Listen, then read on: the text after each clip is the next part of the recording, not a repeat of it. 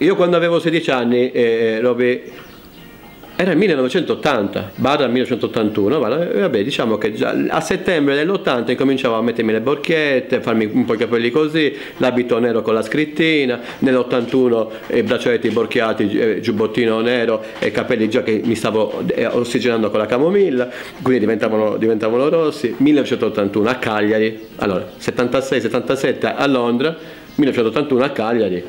È inimmaginabile, puoi immaginare cosa la gente potesse pensare, sempre indicato, quello è il drogato, quello è il teppista, quello è così e così eccetera.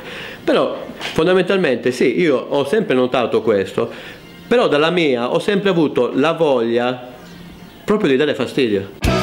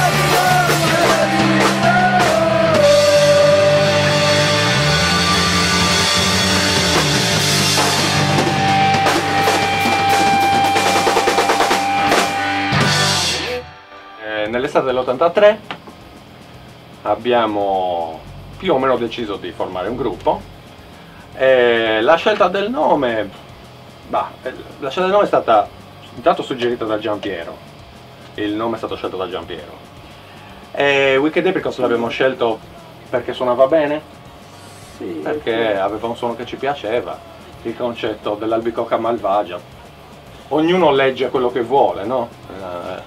In un nome, ci può leggere l'immagine che vuole. Non ha un significato particolare che noi gli attribuiamo. E niente, abbiamo iniziato anche con strumenti autocostruiti, amplificatori autocostruiti, neanche suonando delle vere e proprie composizioni, ma delle idee, cioè non veniva fuori una canzone, fai conto, veniva fuori un riff che andava avanti per 20 minuti, dopodiché ci stufavamo e passavamo a un altro riff e così via per sere intere, per un anno, due, quanto siamo andati avanti così, senza la formula. Non abbiamo praticato la formula canzone sicuramente per i primi 2 anni, anche perché nessuno si decideva a cantare, cioè eravamo anche carenti in questo senso. Ascoltavamo anche molta musica strumentale, sperimentale. Dopo un paio d'anni di questa roba qua è cominciato a nascere qualche embrione di pezzo, con Nanni che cantava, Nanni era il cantante precedente a Ciro, sono nate le prime composizioni, era una forma più post-punk, new wave se vuoi in quel periodo.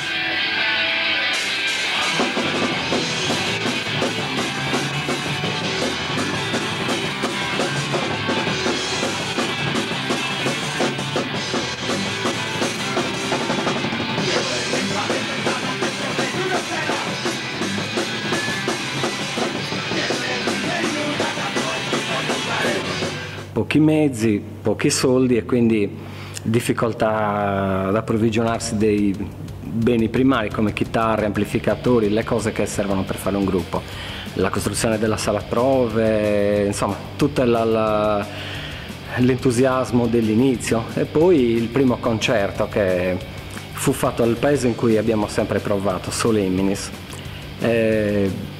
Ci gettò nel panico totale perché eravamo in 4 e praticamente nessuno di noi è abbastanza estroverso da reggere il palco. La prima volta eravamo terrorizzati dal primo all'ultimo, e infatti questa cosa ci fece ridere per mesi, ci tenne allegri per molto, perché solo a ripensare alla strizza subita per andare su quel palco, oltretutto sotto l'80% delle persone erano nostri amici, sicuramente i nostri supporter, avremmo potuto anche sbagliare, sicuramente ci avrebbero perdonato tutto, però la strizza non riuscimmo a vincerla, era proprio una cosa forte. Allora, con Ciro ci siamo incontrati durante un concerto a Settimo San Pietro, dove suonavano più gruppi, credo la sera suonassimo 5 o 6 gruppi, tutti del nostro genere, punk, hardcore in generale, e Ciro ci colpì molto, un po' tutti, personaggio colpisce infatti, e insomma poi lì avvenne il primo contatto, da lì in poi ci sentimmo più volte con Ciro per varie cose, e poi venimmo a conoscenza del fatto che non stava più suonando col gruppo con cui suonava allora, e avendoci colpiti abbiamo pensato che poteva tranquillamente integrarsi con noi, ci sembrava possibile, e infatti fu così. Io con Ciro ho cantato e suonato per diversi anni in più palchi, poi finché non ho deciso di smettere per questioni personali, insomma le mie passioni diventavano un po' troppe e quindi ho dovuto tagliare qualcosa. A malincuore ho tagliato con la musica e con gli Wicked in generale, però fin lì è sempre stata una bella avventura, una grande cosa. Io suonavo nell'89, 90, 91, ho suonato con gli Schizofrenia, poi siamo mutati in Insidia. In quel periodo lì mi ricordo musicalmente parlando altri gruppi come Brace e Snail Pace che facevano un bel thrash metal che è un po' coverizzato in stile Metallica eccetera, un po' confinante col metal sicuramente. Nel 91 comunque ebbi, come quel periodo succedeva spesso, ebbi una scissione con i ragazzi degli Insidia, ma nell'agosto del 91, quando facemmo l'ultimo concerto in quella piazza di Settimo San Pietro, agosto 91, vidi per la terza o quarta volta i Wicked Apricot, e anche loro ascoltarono la nostra performance eccetera, e quindi ci conoscemmo in quell'anno lì. Nel 92 mi nacque la prima figlia, è rimasta tale, non ne ho altre, e poi nel 93 arrivò la chiamata dall'alto da parte dei grandissimi Wicked Apricot che mi invitarono a suonare in quel di Solemnis nella loro sala prove. Il connubio si rivelò subito felice, perché comunque non felice batterista, ma felice in senso lato della parola,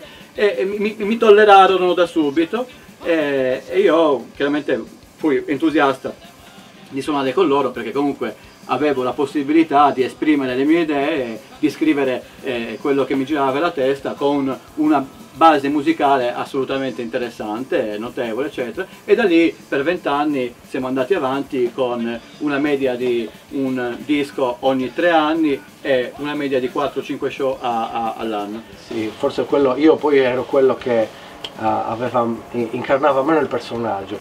C'è niente da mangiare quella pezzo, non lo sto buon Natale!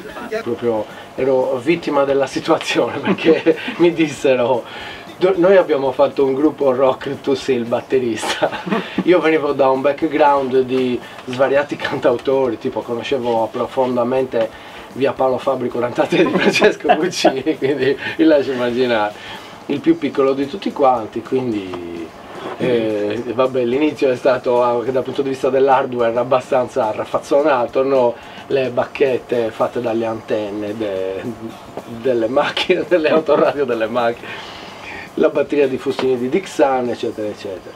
Però il periodo era bello perché non è soltanto una questione di cose vissute dal punto di vista adolescenziale, era proprio abbastanza fervido dal punto di vista musicale, perché era un periodo che infatti anche Radio Flash, che era una delle poche radio locali che produceva e trasmetteva musica indipendente o comunque musica rock che era rarissima da trovare. Adesso insomma Virgin Radio, Radio Capital, qualcosa, anche quella cagata di Radio 105, però qualcosa ogni tanto la sparano, quello che non pagano eccessivamente come si chiamano, le major discografiche. Invece allora musica rock alla radio 000, non se ne sentiva più, c'era fame. E c'era fame anche di questo tipo di uscite, di rappresentazioni, quindi noi ci siamo molto infogati a Sassarda, no? Perché era proprio una cosa che ti trascinava alla fine, riuscire a fare musica rock e poi iniziare a intravedere degli spazi.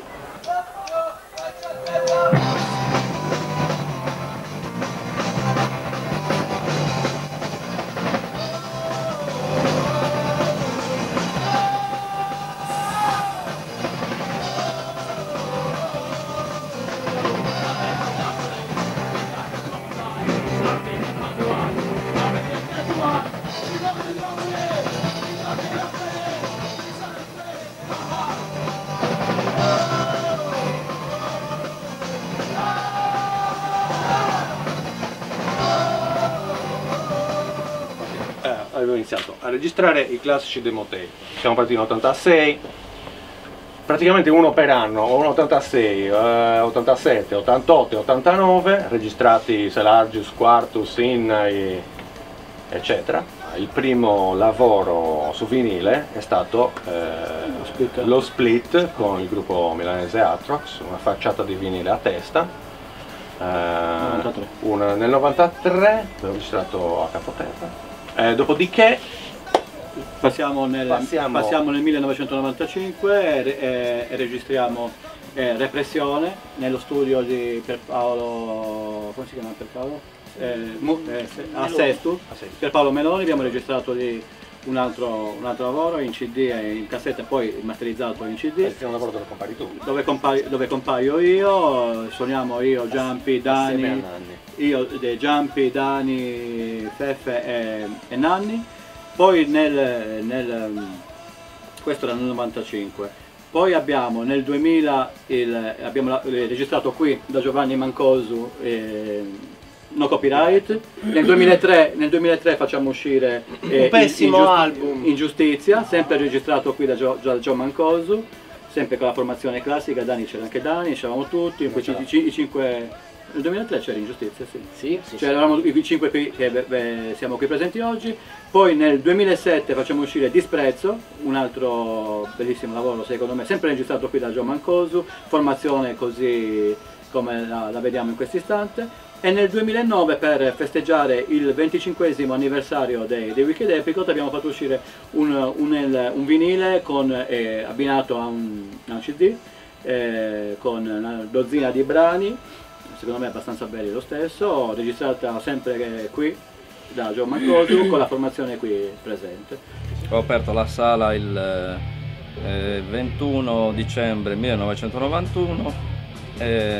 Inizialmente come sala aperta, cioè era una sala solo per il mio gruppo, e poi nel 1993 ho aperto al pubblico.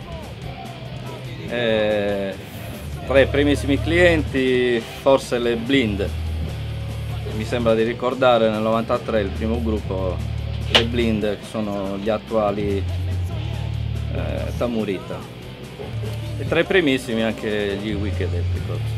Beh, come generi è passato di tutto, dal pop, punk, rock, metal e tutte le varianti,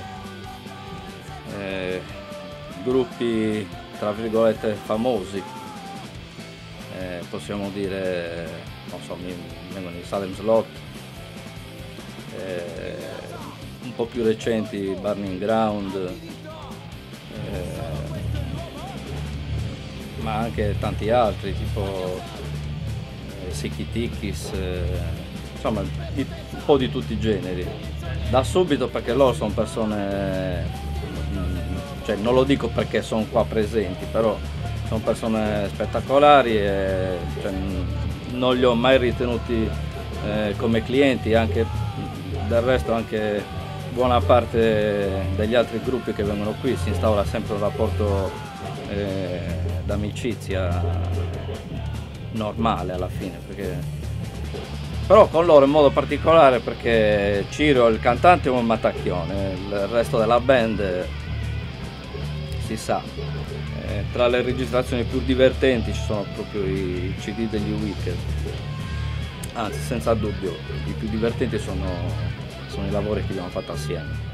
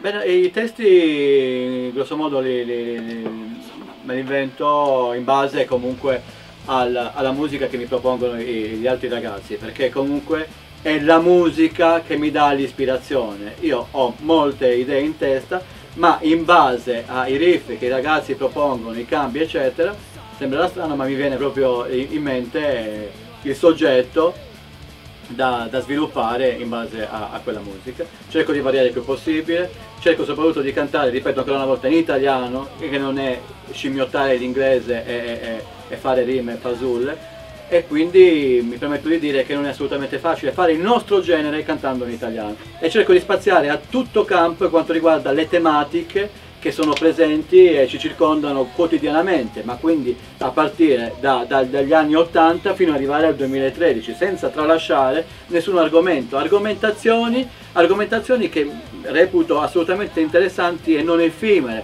Parliamo di qualsiasi cosa: droga, violenza, politici, interessi vari, di pazzie, di disagi giovanili, di tematiche che ci toccano quotidianamente, e toccano quotidianamente tutti quanti, e soprattutto cerchiamo di farlo in una maniera più scanzonata possibile, che vuol dire cercare di non essere troppo seri, perché comunque nella vita non bisogna mai prendersi troppo sul serio. O qualche volta c'era forse anche l'intenzione di parlare di un argomento, per esempio il Savoia nacque da una situazione che seguimmo ai telegiornali e ai mass media in generale. Fu ucciso un ragazzo di 18 anni che stava in una barca vicina a quella di Vittorio Emanuele, che al periodo aveva l'obbligo di confino in Corsica. Questa cosa venne scagionato completamente Vittorio Emanuele perché non c'era la prova materiale che fosse stato lui a sparare. C'erano tutte le prove che lui imbracciasse il fucile, lo puntasse contro il giovane della barca, ma nessuna prova ragionevole che qualcun altro, nascosto in qualche altro punto, avesse sparato il colpo mortale nei confronti del ragazzo. Quindi questo è l'assurdo, più assurdo in assoluto. Un metro di misura così non sarebbe stato applicabile a nessun altro essere umano in tutto il nostro territorio nazionale e anche europeo, immagino. Però pur di salvare un ex re, fu fatto questo.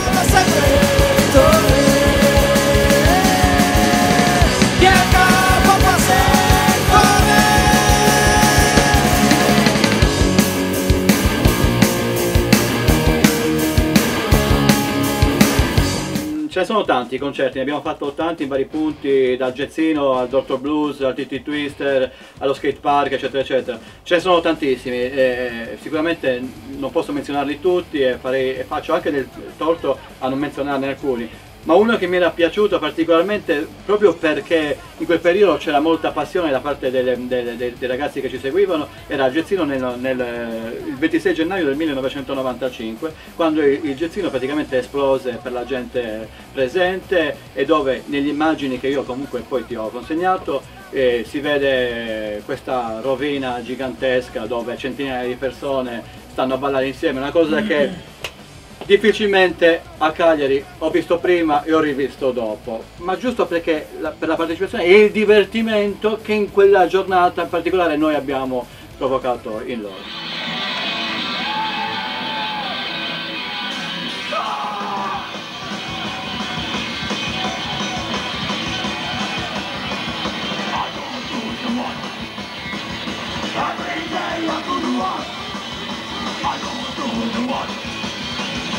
Every day I do the work, Mr. Godfrey, hard but hard work.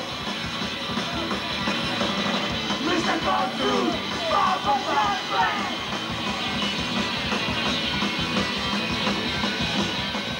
I don't do the work. Every day I do the work. I don't do the work. Every day I do the work.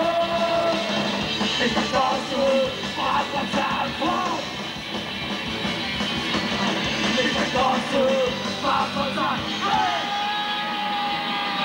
Beh, i Wicked Apricots per me sono stati sicuramente fonte di ispirazione per tutto quello che poi ho fatto successivamente.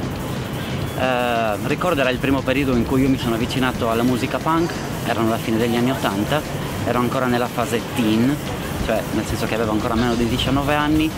Era il periodo dei Braves, poco dopo gli Insidia, contemporaneamente avevo scoperto i Wicked Apricots, mentre gli altri comunque stavano ancora iniziando, i Wicked Apricots erano già in una fase matura. Quindi per me, ma anche per tutto il gruppo di amici, i concerti dei Wicked Apricots erano l'evento punk di Cagliari, ma anche per la Sardegna, perché comunque ricordo che quando io avevo possibilità di prendere parte ai loro concerti, che fosse Cagliari o comunque nei dintorni, veniva gente da tutta la Sardegna a vederli. Ricordo anche gli accenti sassaresi e gli accenti nuoresi. Sono stati uno dei primi gruppi punk in Sardegna che hanno avuto la possibilità di circolare, vuoi perché comunque il periodo iniziava anche la fase della distribuzione delle cassette, dei dischi autoprodotti, e quindi c'era già una circolazione delle canzoni, era più semplice registrare un demo tape ovviamente piuttosto che un disco in vinile, era anche più semplice distribuire una cassetta perché era più immediata e meno dispendiosa, e quindi un po' in tutta la Sardegna, ma anche fuori dalla Sardegna, i Wicked Apricots erano già conosciuti. Io sono entrato a conoscenza del mondo della distribuzione, dell'autoproduzione e del non profit, ovvero diffondere la propria musica. L'unico intento era diffondere la musica e non tanto guadagnare, bensì reinvestendo i soldi che venivano guadagnati, tra virgolette, per produrre altra musica. Quindi conoscere questo nuovo mondo per me era una cosa completamente nuova, tant'è che poi mi ha portato a entrarci attivamente.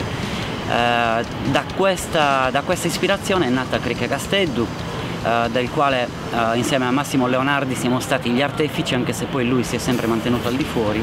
È nata un po' quasi per gioco, era il mio primo interesse per i gruppi punk, per i gruppi hardcore.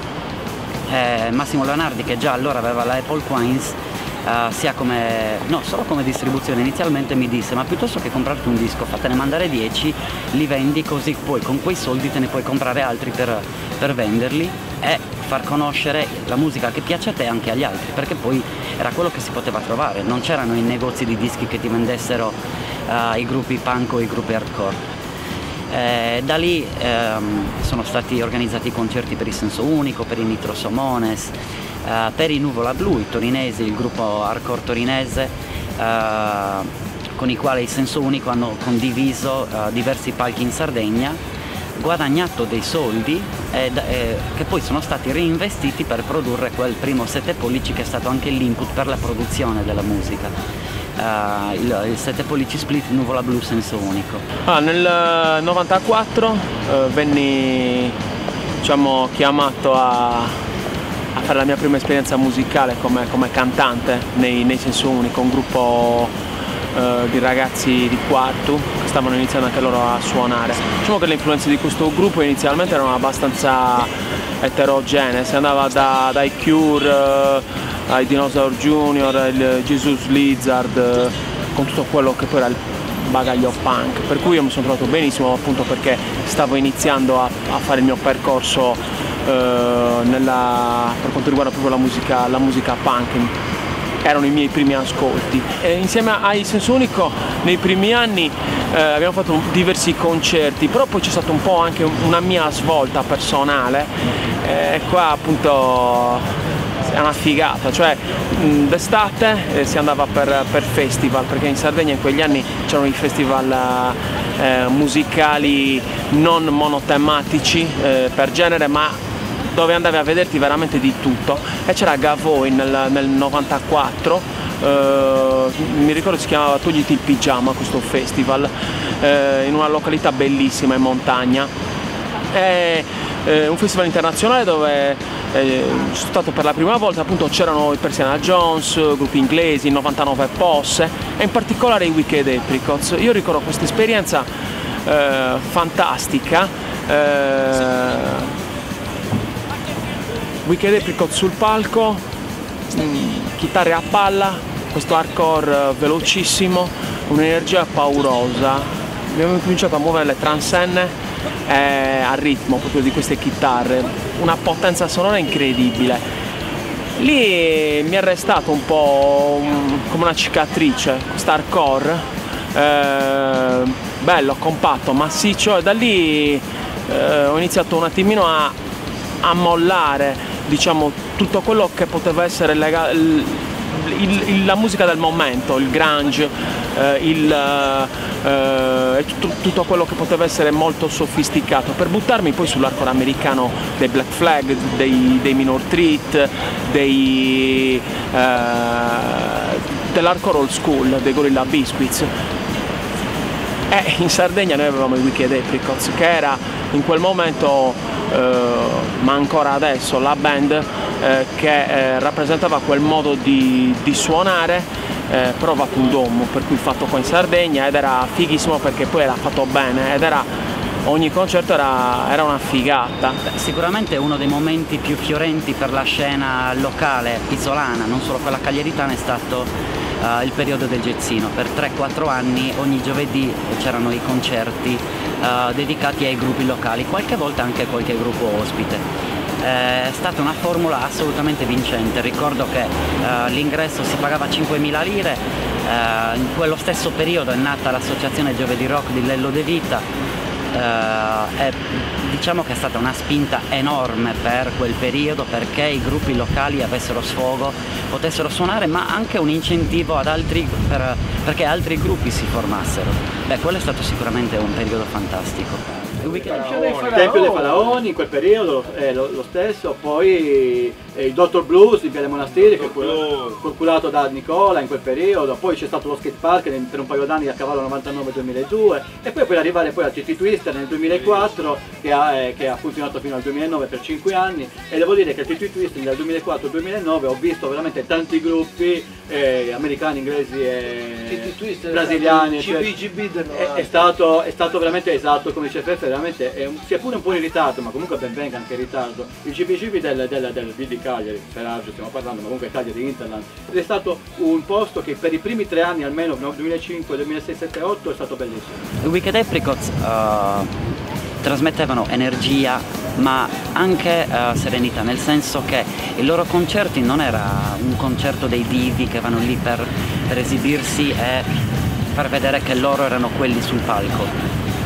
Loro volevano energia e davano energia, tant'è che è stato uno dei primi concerti dove vedevo il gruppo che chiedeva al pubblico di salire sul palco e non facevano di tutto per far scendere il pubblico dal palco, e quindi la richiesta dei cori, loro che mettevano i microfoni verso il pubblico, addirittura che tiravano su le persone per poi farli saltare giù dal palco. Ecco, quindi questo per me era ancora un approccio completamente diverso, e quindi il distacco palco, pubblico, idolo, fan con i Wicked Apricots per me è stato completamente annullato.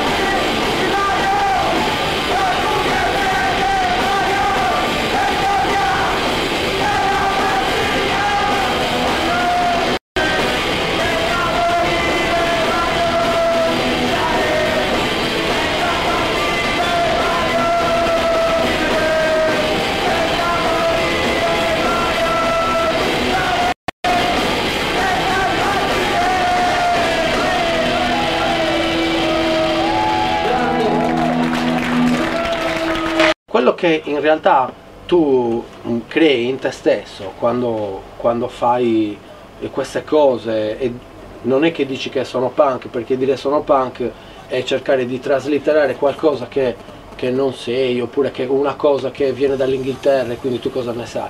In realtà tu ti stai creando una, come si dice, un modo di pensare, una coscienza di te stesso, e quindi acquisendo coscienza di te stesso in un modo che tu reputi che sia giusto, che sia condivisibile, ti auguri che possa essere trasmesso. Chiaramente se hai una visibilità poi alla fine la trasmissione può essere più semplice, però io penso che molto del valore aggiunto sia che noi lo facciamo in una discreta, totale spontaneità, cioè non credo che si possa ascrivere a noi il fatto che abbiamo delle pose particolari, perché abbiamo delle vite normalissime, appunto con delle famiglie alle spalle che ci supportano, però non siamo lo stereotipo del punk che vive al di sopra delle righe, oppure in un modo proprio borderline, tipo al di sotto dei ponti, tipo Sid Vicious, no? Sono degli stereotipi che comunque lasciano il tempo che trovano adesso. E invece il punk vero è affrontare la vita con spontaneità, cercando di avere realismo nei confronti delle cose,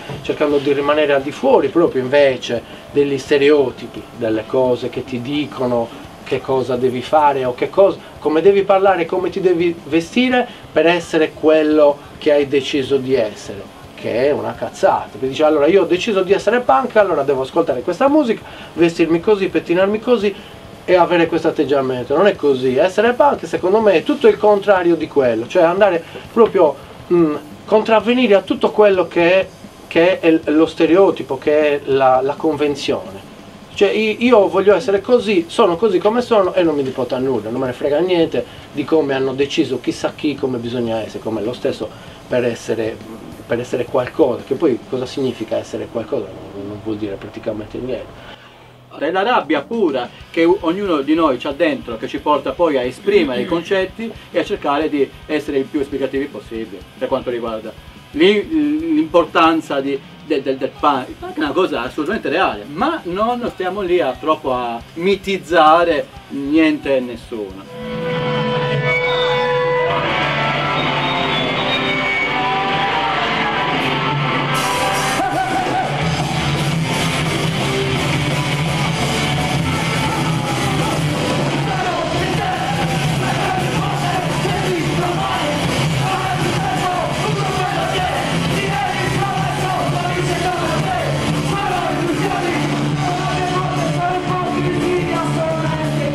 Solo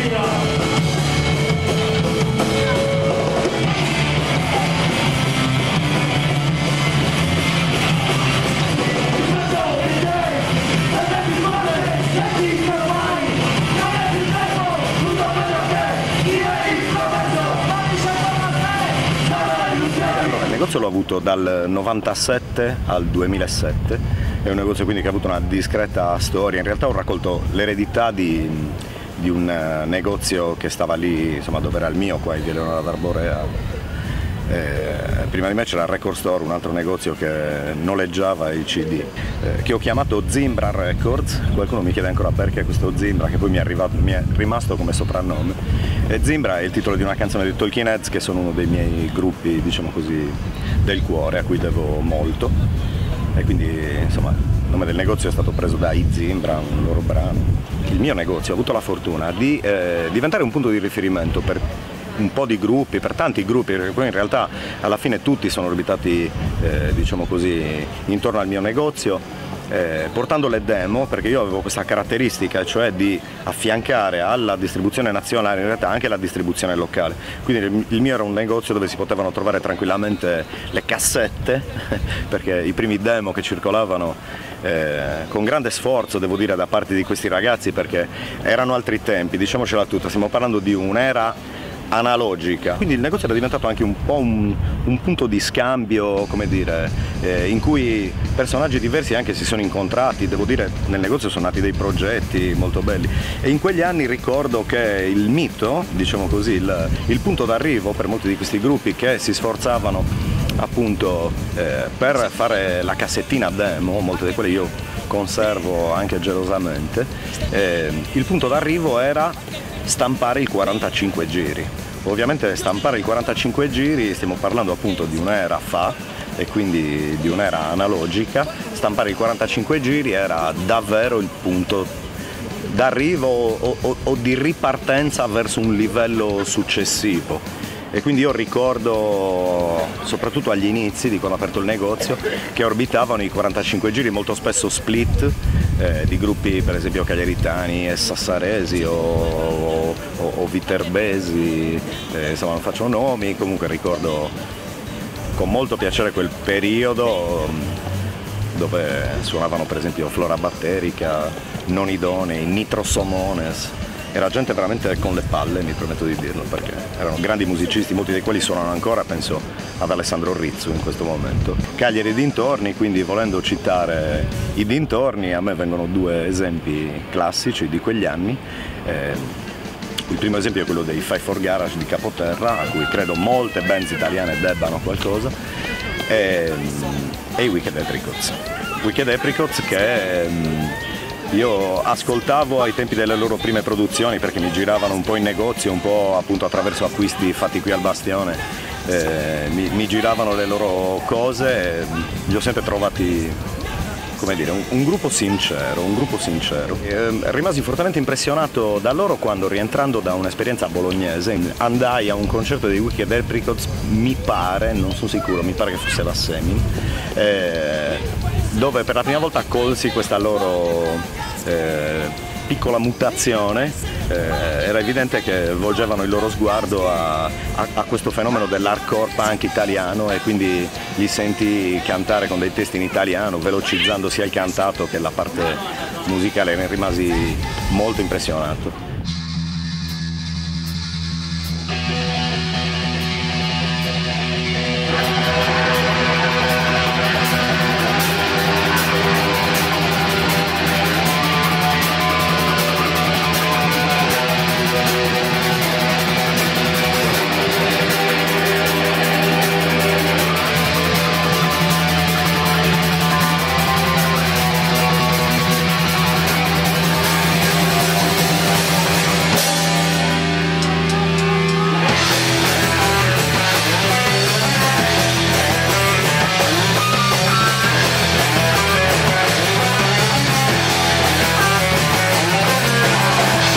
Il nome del terrore, e qui ci sta il vero soprannome della Mongolia, sia capo che supremo, il suo dominio in tutti e più estremo. Società sommetterà tutta l'Asia, combatterà.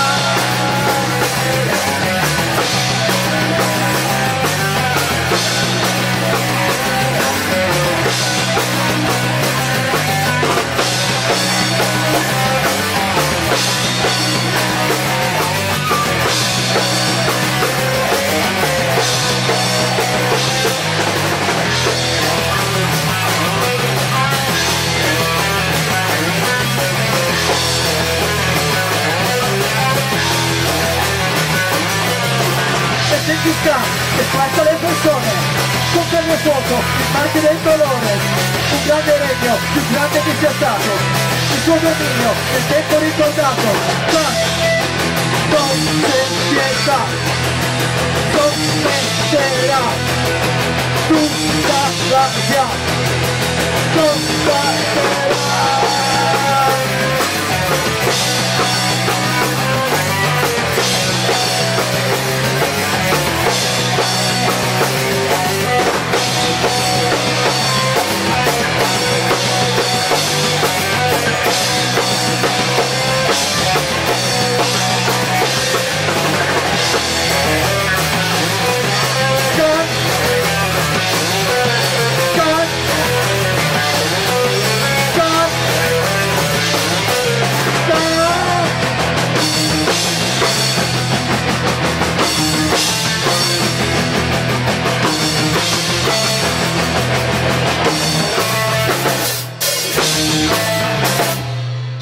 Siamo sempre riusciti a stare insieme come dei grandi amici, tuttora lo siamo, e non si sono mai create quelle situazioni che ho sentito in altri gruppi dove l'attrito fra due componenti del gruppo, magari uno che tende a diventarne il leader o a fare questo.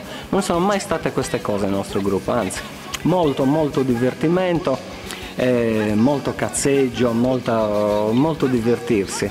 Infatti è stata per me un'esperienza positiva al massimo, una delle cose più belle che ho fatto in vita mia, insomma. Sarebbe giusto precisare che alla fine gli Wicked Apricot non è solo un gruppo di persone che suonano su un palco, è un progetto che è nato e durato negli anni grazie semplicemente alla voglia di stare insieme e di suonare spontaneamente, che dovrebbe essere un insegnamento a chi oggi magari si avvicina a uno strumento, una chitarra, una batteria, un basso, vedere che se un gruppo, cioè la ricetta della longevità è la spontaneità, la passione, la voglia di divertirsi soprattutto. Questo è la fine. Suoniamo da 30 anni perché il fine non era sfondare. Non è mai stato suonare, lo scopo del gruppo era suonare e divertirci e basta. E infatti è stata una scelta anche quella di non suonare fuori dalla Sardegna, di fare pochissimi concerti nell'arco dell'anno. Non è perché non avevamo le possibilità, è perché non ci andava proprio di stressarci con tournée o roba del genere. Suoniamo per divertimento, cioè non litighiamo per quello, perché nessuno di noi ha voglia di diventare una star, di sfondare, di vivere di musica. Nessuno prevale sull'altro, quindi tutto avviene spontaneamente e quindi tutto avviene facile. Anche perché dopo aver registrato un centinaio di brani, carta canta, chi vuole ascoltare Wicked Apricot anche oltre Manica o in Asia o Oceania lo potrebbe fare tranquillamente, soprattutto essere nel 2013 che con un click vai a ascoltare qualsiasi... Non lo fanno, ma potrebbero lo fanno, no, mi ha chiamato un amico dalle isole Tonga e sì, mi ha detto che è piaciuto molto Wicked Style e loro stanno coverizzando Wicked Style lì nelle isole Tonga, me l'hanno detto, me l'hanno comunicato. Lo chiediamo. Io taglierei. Le isole Tonga, ragazzi! Che cazzo sono le isole Tonga? E del Pacifico!